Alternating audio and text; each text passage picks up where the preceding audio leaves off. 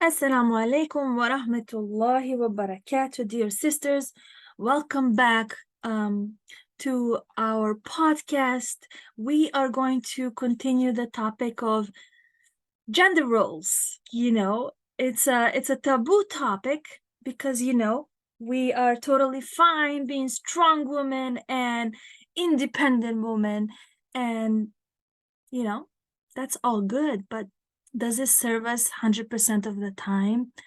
Well, that's something where Azra and I are gonna talk about in depth, inshallah, and see how we can recognize gender roles that have gone wrong and gender roles that are actually harming our deen and also making us stepping out of our fitra.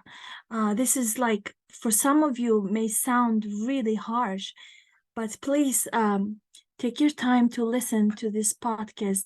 We are not here to hurt anybody's feelings. We're just here to raise an awareness, and we hope you like this podcast. If you do, please comment below and give us any feedback, and also what kind of topics you would like to hear in the future. Today, Sister Azra is joining me again. Sister Azra, assalamu alaikum wa rahmatullahi wa barakatuh. Walaikum assalam wa rahmatullahi wa barakatuh, Saniha. It's good to be here and great topic, inshallah. As you said, we don't want to hurt anybody's feelings, but it's the part of the solving the problems is to be aware of the problem. And it's good to have an open conversation. So great, inshallah. Yeah, subhanAllah. I agree. It's just an awareness. And we see a lot of stirred up situations in our communities. And I used to be a domestic violence advocate. I still volunteer for the same shelter.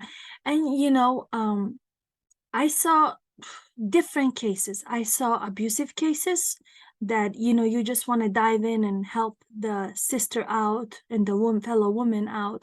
But then you saw some rotten cases where the woman is just tough and she is so masculine that she ended up marrying a masculine man, and she herself is masculine. So guess what? The marriage did not work whatsoever. And sometimes, I would just think, I'm like, goodness gracious, don't you see? A man he didn't want to marry another man. He wanted to marry a woman. And they didn't realize that. And they ended up into a divorce, and just hell broke loose there. The children got divided. It just, so many things happened. And I'm not saying that this is something that's happening in our community in vast, no, but enforcing gender roles is something we must do nowadays, because the outsiders are doing everything to stir our fitra up.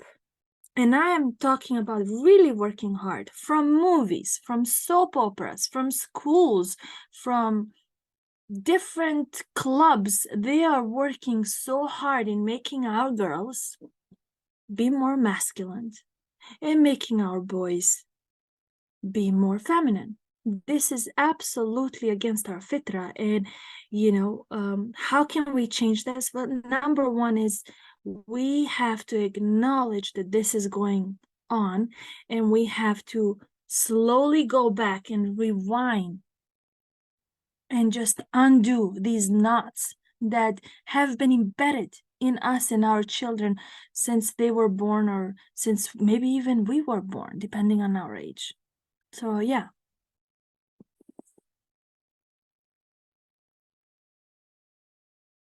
Yes, subhanallah. When I remember, I embraced Islam when I was 29.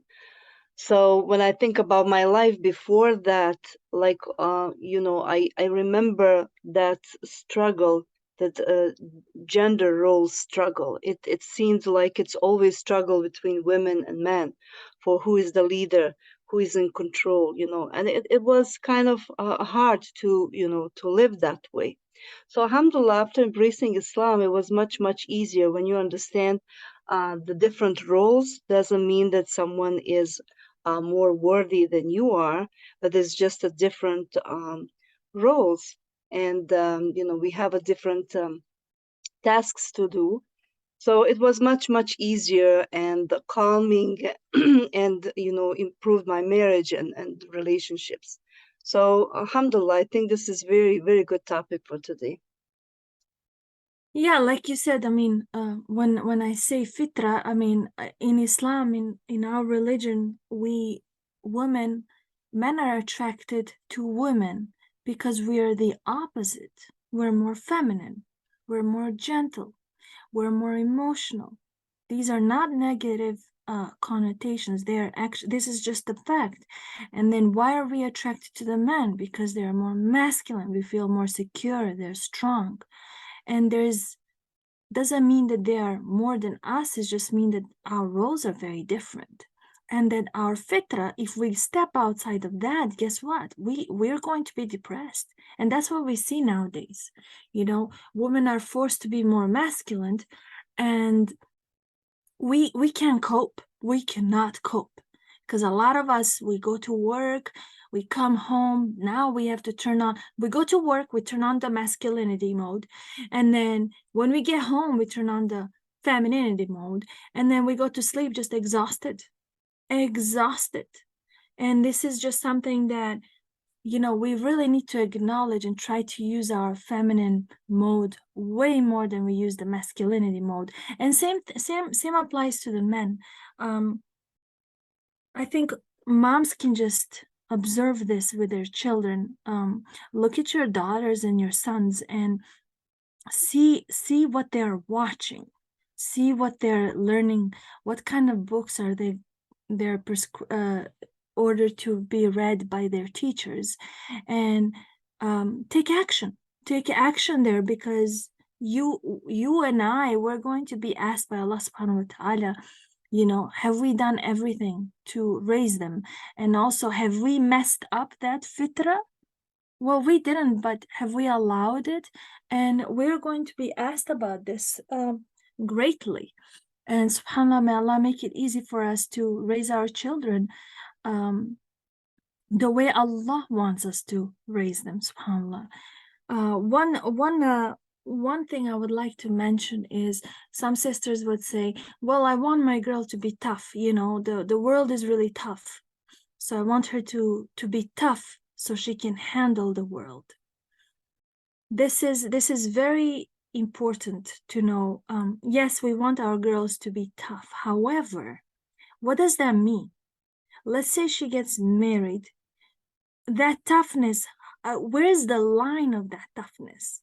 Because a husband wants to be the protector, and he wants to be in charge. Allah gave him that right. And a woman is supposed to be nurturing and caring. So is she crossing that line by being too tough? This is the problem. The problem is not make your girl emotionally tough so she can handle problems. Because if we read the hadiths of the Prophet ﷺ, we see that his daughter struggled a lot with things in the house. She would even ask him for help, like, can you get me a maid? Yes, these are struggles, and she was a tough woman, mashallah tabarakallah. There's nothing wrong with, teaching your daughter to be tough and be patient and have sabr. But to be tough, to handle things that her husband should handle one day, that's not the toughness you should teach your daughter. And some of you might disagree with me, and I'm gonna say be it, because if you're raising your daughter, raise it in fitra, where she is going to accept her husband to take care of her. And same thing applies with the boys. When you're raising your boys, do not baby them. This, like, sometimes it goes on my nerves when some moms and I'm sorry for these harsh words, but we tend to baby our sons. For what? The world is not going to baby him in the future. The world, he needs to conquer so many things. He is going to be expected to be a provider in a family, to help his parents, to help his sisters. I mean, for God's sakes, there's no room to baby your son. There's only room to toughen him out for the dunya that's coming, that's approaching in the future. So that's just in a nutshell, and we can talk about, go deeper about this, but what's your thought about that, Azra? Yes, when it comes to raising our children, there's two things. We have to be aware of our own beliefs and what we are passing to them, right? And we have to also be aware of the environment, like what the environment is teaching them. And as you said, when we are thinking about our own beliefs, what are we passing to our children? As you said, there's lots of misconceptions there. Many times we as parents, especially moms, are a little bit confused between that toughness, right? Like when it comes to women or girls. So there's a difference between like being tough and behave like a boy, right? And then a girl can be a gentle, at the same time she can have a strong character. She should have respect for herself, a care for herself. She has to think about herself as equal in front of Allah subhanahu wa ta'ala as her husband, right? But also we have to understand that we have to be gentle. We are females, right? We can't behave like men. And we are not here to struggle and, for the control, be a constant struggle with husbands, like who is going to, be a leader, who is going to be in the control and stuff. And the same thing as you said for boys, sometimes we raise them as they understand that they are privileged. We have to actually raise the boys so they understand they are here to serve, to protect, their families, to work for their families. So, and we are not giving them a favor if we are raising them that way, because by understanding the world around them in that way, they're going to have a lot of problems in their marriage, in their life. So really everything starts from us. We have to check our beliefs and what we are passing to children, especially women, where sometimes we are very emotional. We have problems with our husbands. Many times we pass what we think about our husbands to our children. That's very like a dangerous thing to do. We really have to be aware of that.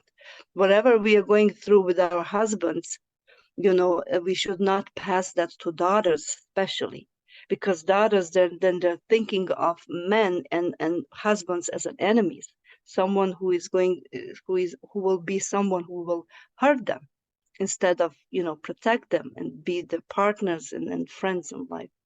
So yes, I think that we should think about these things very carefully, because we are conditioning our children. We are giving them guidance, and even if it's wrong, it's going to create great problems for them.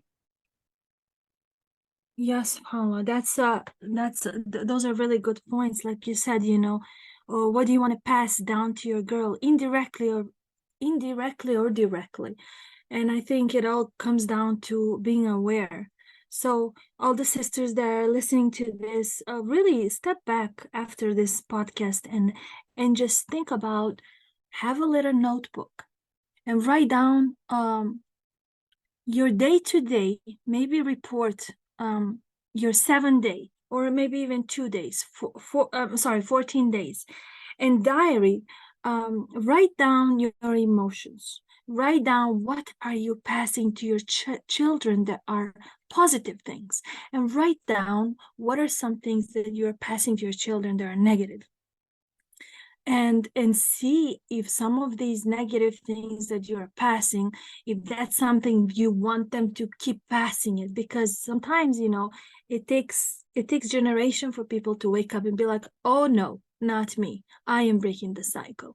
So you don't know if your child is going to be one of those, or oh no, there's going to be one of those people that are going to break the cycle, and it's always a risk. So I'd say really report everything in that little notebook and go even 30 days and just see what kind of messages are you delivering to your children. But also, I strongly recommend keeping the same diary for your husband as well. You know, a husband has to take an action. Maybe listen to a podcast where another brother can give him advice as to how to take action and be a better husband, be more supportive, be more protective for his family, more nurturing, caring.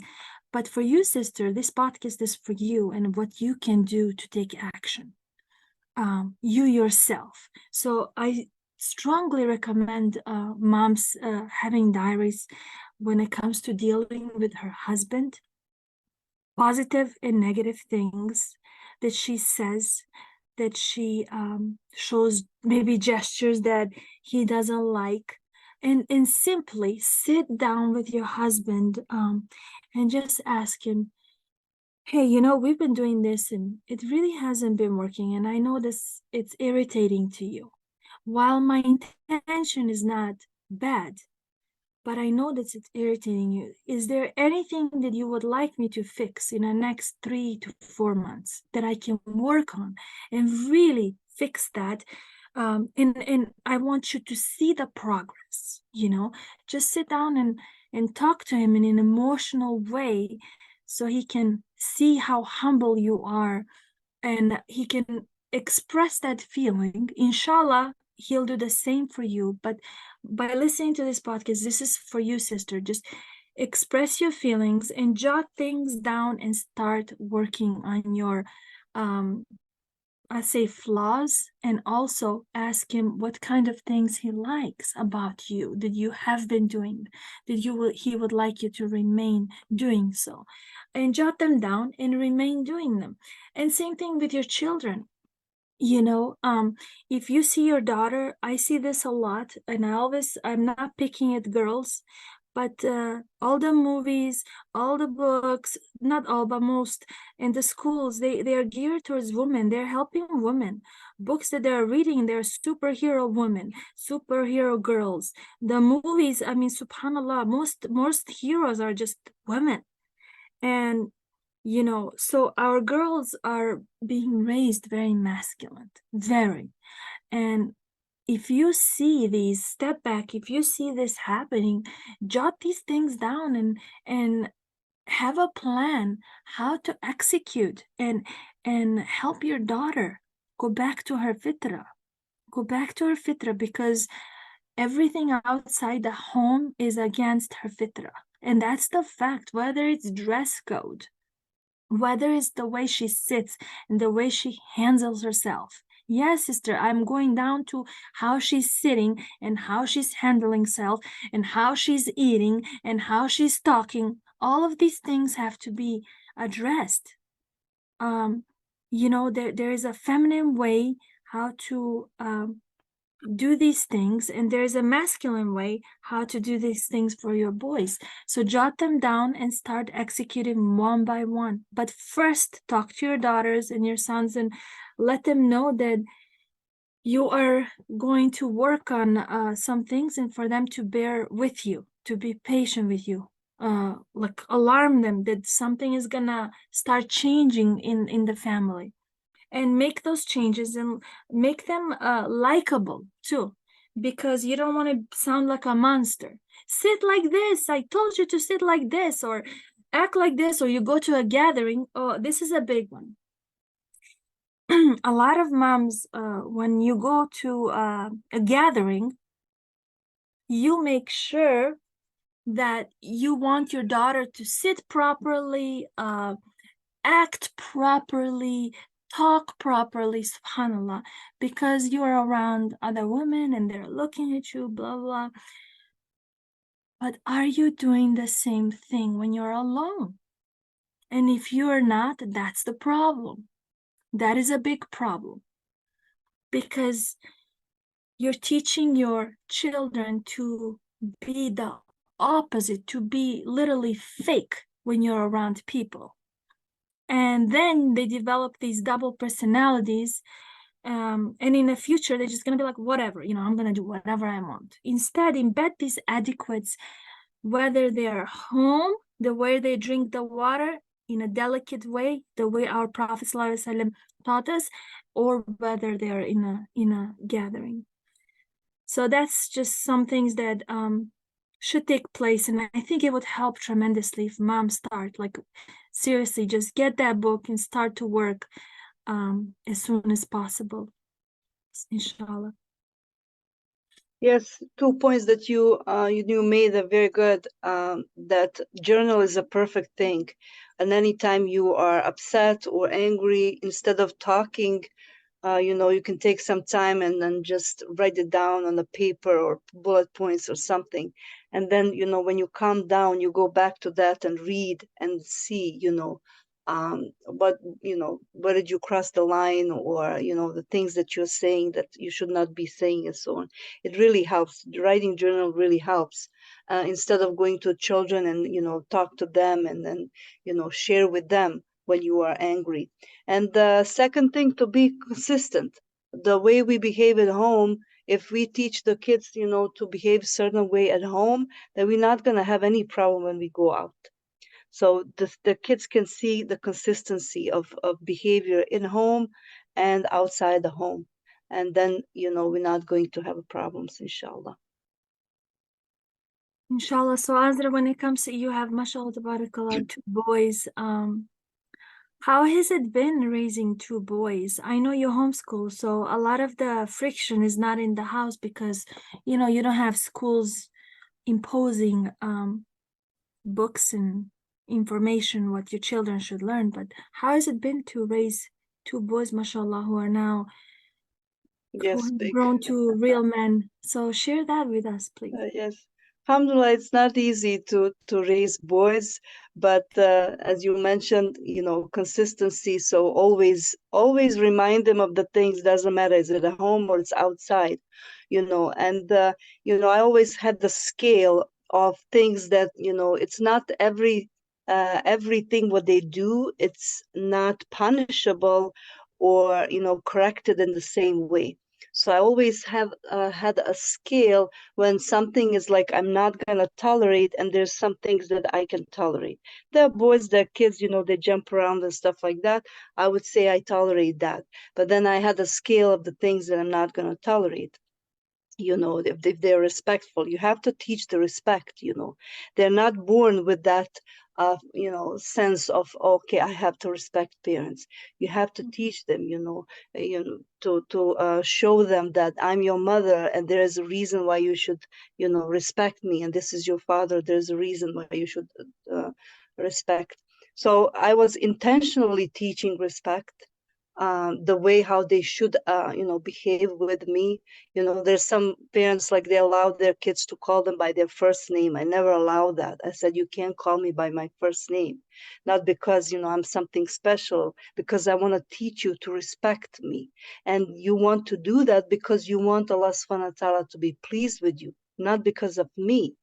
So always remind them that whatever they do it for the sake of Allah, for their own benefit, right? It's not because I want to order them. So one thing is to have that scale of the things that you're going to tolerate and things you can't tolerate. If they speak to you disrespectfully, then you have to make really, really problem out of that.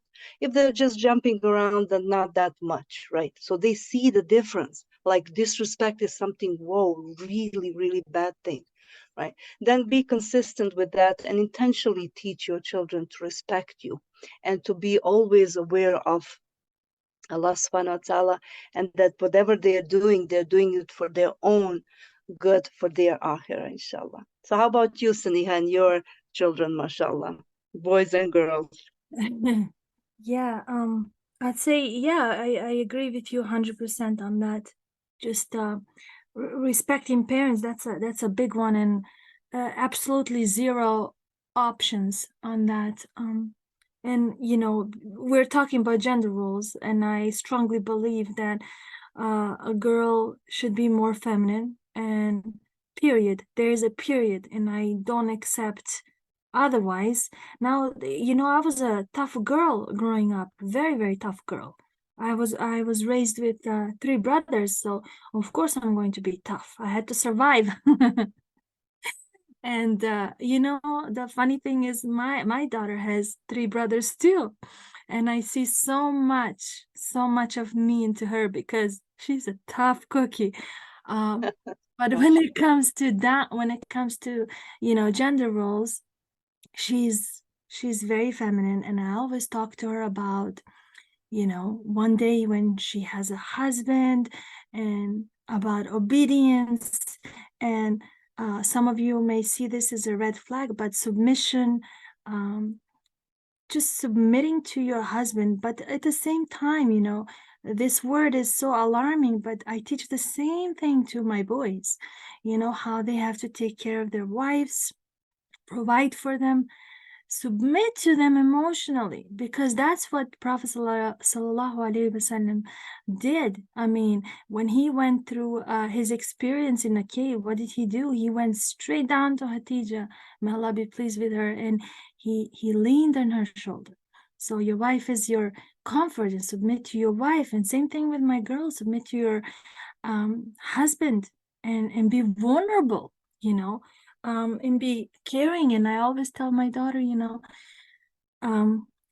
one day you can go to work, but if you have a choice, always choose to stay home and raise your children, because you will be asked about that on a day of judgment. You're not going to be asked about providing. You're going to be asked about, have you raised your children, your amana, the way Allah wanted you to raise them? Have you given all your best? Because Azra, I remember you said something so beautiful many months ago, and you said, our responsibility is not the outcome of our children. Our responsibility is, have we done everything in our power to guide them? And if your answer is yes, then inshallah, you're going to be fine. But if your answer is no, I had to work 2 jobs, and then I had to go volunteer.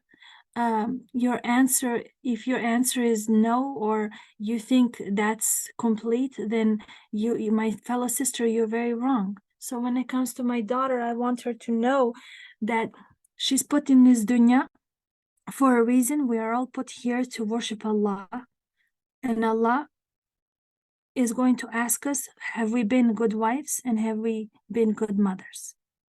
And if the answer is yes, inshallah, my daughter will be successful.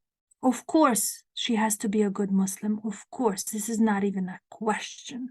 She has to be the best Muslim that she can be, along with doing these 2 things.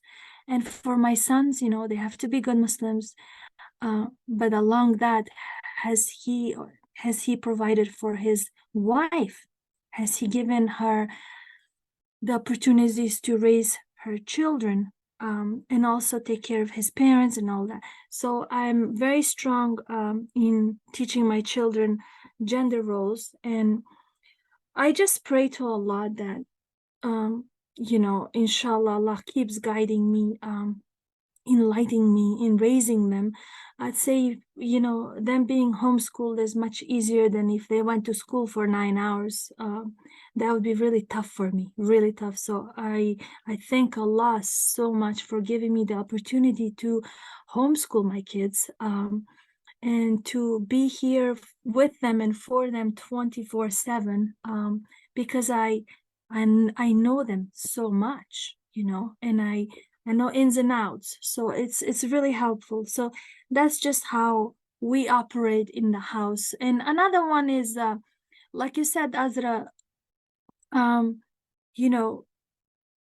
me and my husband communicate. This is a big one. It's very important to communication between a husband and a wife to be smooth, because kids are on a watch at all times. And also giving that right to the husband as a leader in the house is very important. Whether a wife is a provider, even 100%, it is crucial to give the leader role to the husband. The kids will see that, the boys will follow that, and then the girl will be able to, inshallah, one day just let her husband do what he needs to do. So those are the things that we practice in the house. Mashallah, mashallah. Yes, and if we look at the big picture, right? If you see how the role of women and mothers is a great role for the society. If we look at the big picture of the Muslim Ummah, right? If we put some intentional teaching to our children, raising children, especially about their gender roles, and you're teaching your daughter to be feminine and your boys. And I forgot to mention, yes, if I'm teaching my boys to be respectful to mother, right? And many times, if you want to know, like a young girls when they're getting married, if you want to know how this boy will treat the wife, look how he's treating his mother, right? So one part when you are teaching your boys, you teach them to respect mother. That's a good step forward to respecting a wife tomorrow, right? And of course, intentionally teaching them what is their role, not, as I said, for the boys, for my boys, not to be privileged. I'm teaching them they are going to be responsible. They're going to carry a big responsibility. That's why they have to be, responsible. They have to mature and understand. They are not privileged. So if we both put some, intentional effort in it, we're gonna make a, much better community, much better society, right? And especially, yes, alhamdulillah, as you said, I'm also thankful to Allah subhanahu wa ta'ala for giving me opportunity to homeschool them, because the influence from environment is a big thing. What they read, what they watch, what the kids are sharing between them, it's a big so if your kids are going to school, please be aware of that, you know what the kids, which kind of ideas the kids are sharing. It's very, very important. Yeah, I definitely agree with that. And some of you, listening to this podcast, I know there are many sisters who really want to homeschool but don't know how to start, don't know where to start from. Look no further. Azra is a homeschooling coach, and she can help you out. She has helped people I know personally. And the awesome thing about that is she'll really show you that it's not that hard to do. And reach out to Azra. She has her active Facebook profile. Reach out to her, and in general, just comment below, and she'll respond right away. She's the best homeschooling coach, and I've been in I've known Azra for a really long many years, and I wouldn't recommend her if I didn't think she was amazing. MashaAllah, tabarakallah. So if any of you have the means to stay home and homeschool, because really it's much easier to get to know your children to the core if your children are with you. And if you think so I can say this word, socialization is the problem, look no further. Azra will help you with that. And you'll see that misconception will be broken in a matter of minutes.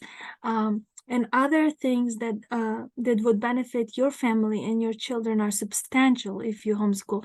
And this is only for those who have the means, who are able to, who are ready. Reach out to Azra, and I don't think you will regret. You'll get some valuable information, and it's not hard. It's not hard to pull out your children from schools. It's not hard to even have your children go part-time to school and part-time homeschooling. And lastly, believe it or not, you can bring school at home on the PC while you're always with your children. So there are so many different ways you can homeschool and be with your children and guide them, inshallah.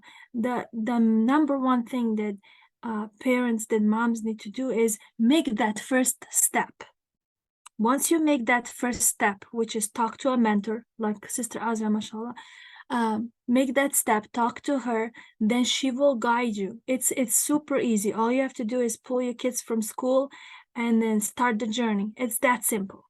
There's two sisters that started last August, and they, by the way, these two sisters were against homeschooling for years. And Now they're like, goodness gracious, we thought it's hard, but it's not. It's easy process. We got carried away by the misconceptions. And one of them was enrolled in Sister Azra coaching program, and she loves the process. She loves her daughter's attitude now, and the way she talks to her mom, and the way she engages with her siblings. It's like day and night. So for those of you who are able to who are want to take that step, don't hesitate to reach out to Sister Azra.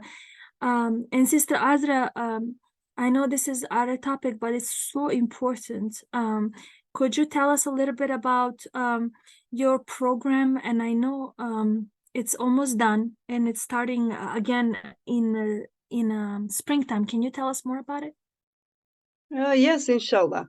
Jazakallah khair for mentioning it. Yes, we are end of the first the coaching session. Inshallah, we are starting probably beginning of January. I want to make one session for helping parents to learn how to teach, actually, to be effective teachers. As you said, nothing is too hard. It's only about to learn how to do it. So even with the homeschooling or anything else in life, first of all, we have to be aware of the things, right? And then we have to find someone who did it or someone who knows how to do it, and ask, or get engaged in a coaching sessions or training programs. And we can learn. If we think that things are going to be easier right now with the schools and everything, I don't think so. I think it's going to be harder and harder, actually, for Muslim kids to participate in schools. And I think that we should, at least, be aware, learn a little bit about homeschooling, learn about different options. It's always good to have more than one option. So inshallah, yes, we're going to have another session. It's about how to be effective teacher. And as you said, you can always contact me on Facebook. I'm more than happy to answer your questions, inshallah. Thank you very much for sharing that with us. That's beautiful, because there are not many programs out there where it teaches parents how to actually execute and be homeschoolers on their own. For those of you who are ready, so that's really beautiful. I think parents are going to benefit greatly. Well, we never want our podcast to be very long, because the moms are very busy, and we want them to keep these podcasts short for a reason. So we throw good information out, and sisters benefit, inshallah. For those sisters who enjoyed listening, please comment below what did you like about it, but also never shy away from any other advice that you would like us to correct, and also any topic that you guys would like us to cover in the near future. Thank you everybody for tuning in, and inshallah until next time, assalamu alaikum wa rahmatullahi wa barakatuh. Wa alaikum assalam wa rahmatullahi wa barakatuhu.